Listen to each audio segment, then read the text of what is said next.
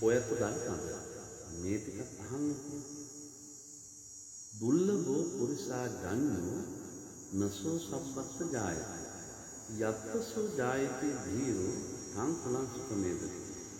දුර්ලභෝ පුරිසා ජඤ්ඤෝ නසෝ සම්පත්ත ජායති. අජානීය පුරුෂයන් බොහෝම දුර්ලභයි.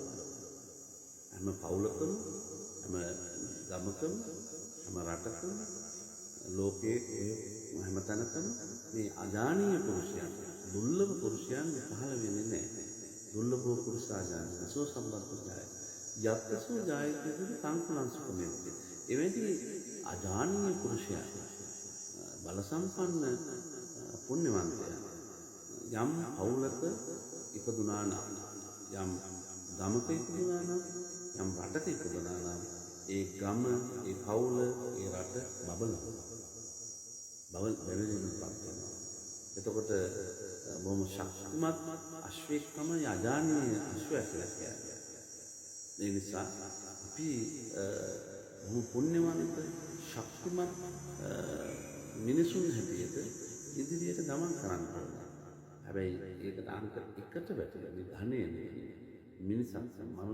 මනුෂ්‍ය ධර්ම, මිනිස් ගුණ ධර්ම, මනුෂ්‍ය ලෝකයේ තියෙන ශ්‍රේෂ්ඨ වටිනාම ප්‍රධානතම කාරණය තමයි මනුෂ්‍යකම කියන්නේ. ජාති කුල බල ආගම් ભેදයෙන් තොරව සියලුම දෙනා මනුෂ්‍ය ගුණ ධර්මයෙන් යුක්ත වෙනවා. මනුෂ්‍ය ගුණ ධර්ම නැති කෙනෙකුට මම හිතන්නේ දහම ආශ්‍රය කරන්න පුළුවන් කියලා. දැන් අපි පැවිදි ස්වාමීන් වහන්සේලා හැටියට මේ හාමුදුරන් වහන්සේලා දන්නවා.